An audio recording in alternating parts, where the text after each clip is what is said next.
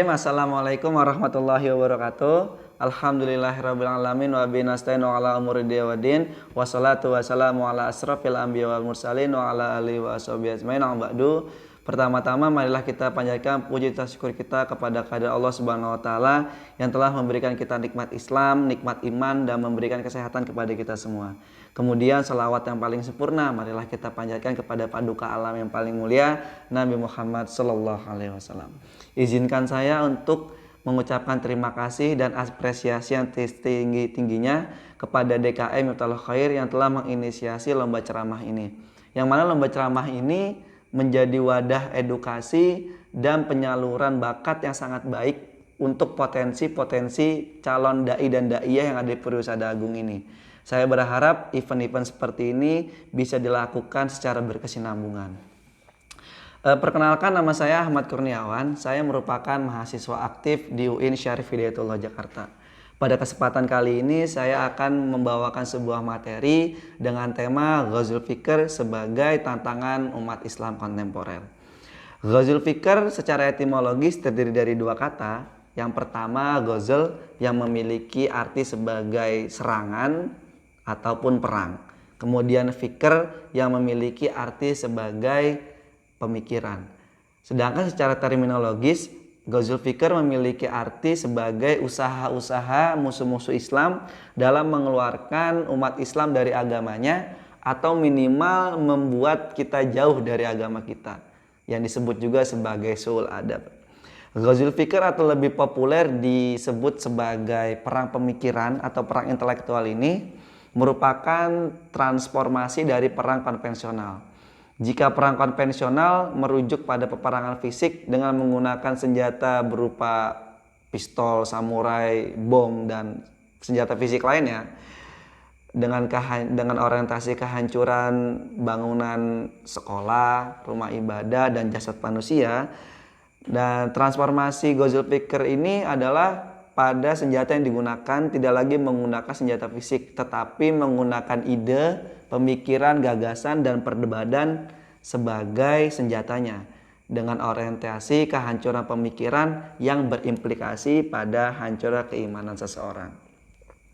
Ghazul Fikr diawali atau muncul pada kekalahan umat Kristiani pada perang salib yang berlangsung pada dekade 1095 sampai 1291.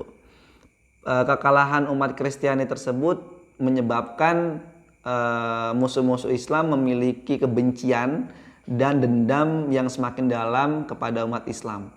Untuk merealisasikan dendam tersebut, muncullah seorang tokoh yang bernama Peter de Venerable.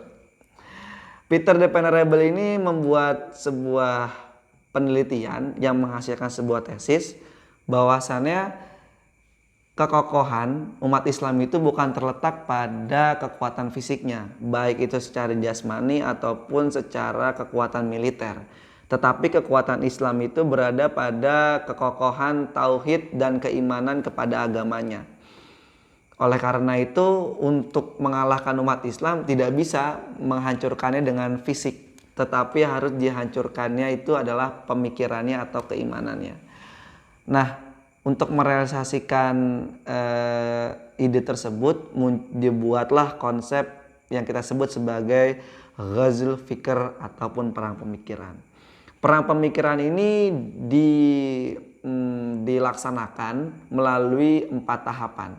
Yang pertama itu ada tashkik, yaitu menyebarkan keraguan-raguan.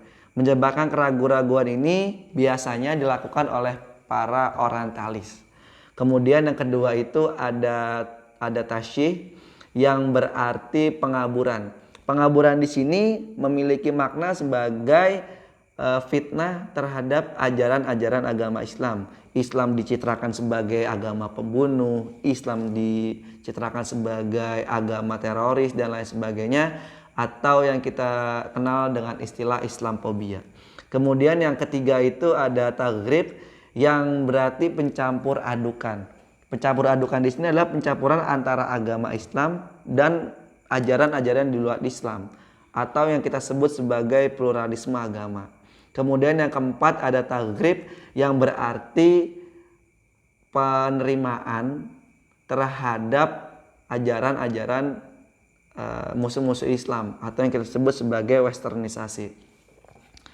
Dalam melancarkan tahapan-tahapan tersebut, musuh-musuh Islam menggunakan 3 media. Yang pertama itu ada fashion, ada food, dan ada fun. Yang pertama itu kita bedah ya. Yang pertama itu ada fashion.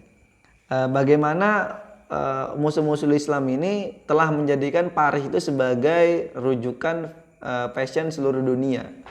Mereka telah membuat stigma bahwasanya pakaian yang modern adalah pakaian yang memperlihatkan aurat dan lekuk tubuh. Seperti pakaian you can see, celana hot pants, legging, dan lain sebagainya. Sedangkan untuk pakaian-pakaian yang sesuai dengan syariat Islam yang menutup aurat dicitrakan sebagai pakaian yang mengekang kebebasan dan pakaian yang kuno. Seperti itu. Kemudian yang kedua ada food. Melalui makanan junk food dan alkohol, musuh-musuh di luar Islam itu mencitrakan junk food dan alkohol sebagai makanan dan minuman yang memiliki prestis yang tinggi gitu. Padahal secara syariat dan secara kesehatan, makanan dan minuman tersebut memiliki dampak yang sangat buruk bagi tubuh manusia. Kemudian yang ketiga melalui fun. Bagaimana musuh-musuh Islam ini mencoba merusak terutama generasi muda melalui kesenangan-kesenangan yang bersifat fana. Dengan apa? Pertama dengan musik. Musik yang disisipkan dengan lirik-lirik yang berbau seks. Kemudian ada film yang memperlihatkan adegan-adegan di luar norma-norma Islam dan ajaran Islam. Seperti aksi pornografi dan tindakan pembunuhan. Yang jelas kedua adegan tersebut sangat bertentangan dengan Al-Quran dan As-Sunnah. Ghazul Fikr menjadi masalah yang sangat luar biasa. Tidak hanya bagi umat Islam di Indonesia, tapi umat Islam di seluruh dunia. Terkhusus Indonesia memiliki tantangan yang sangat berat. Karena apa? Karena Indonesia mengalami double minder high complex yang disebabkan oleh 2 faktor. Yang pertama disebabkan oleh Islamophobia, kemudian yang kedua disebabkan oleh adanya rasa ketidakpercayaan diri bangsa kita akibat penjajahan yang dilakukan oleh kolonialisme. Yang mana pada saat kolonialisme bangsa pribumi ditempatkan sebagai masyarakat kelas bawah setelah masyarakat kolonial, bangsa Cina dan bangsa Arab yang paling bawah itu bangsa pribumi. Ini menjadi tantangan yang luar biasa terutama bagi umat Islam yang ada di Indonesia. Mau tidak mau kita harus memenangkan perang ini. Kenapa demikian? Karena perang ini menjadi perang yang sangat luar biasa dampaknya. Karena ketika kita kalah dalam Ghazul Fikr hanya ada 2 kemungkinan. Kita murtad dan kita kafir. Jika pada perang konvensional kita masih memiliki peluang untuk mati syahid ketika kita kalah, namun dalam Ghazul Fikr ini kita hanya memiliki 2 kemungkinan tadi, murtad dan kafir. Ini tentu menjadi tugas yang sangat besar dan sangat berat bagi kita semua dan kita harus bersatu padu dalam memenangkan perang ini. Kita tinggalkan perdebatan-perdebatan yang bersifat furu'iyah. Marilah kita bangun kebersamaan, marilah kita bangun kesatuan dalam rangka kita memenangkan Ghazul Fikr ini. Cukup sekian dari saya. Kurang lebihnya saya mengucapkan mohon maaf yang sebesar-besarnya. Billahi taufiq wal hidayah. Wassalamualaikum warahmatullahi wabarakatuh.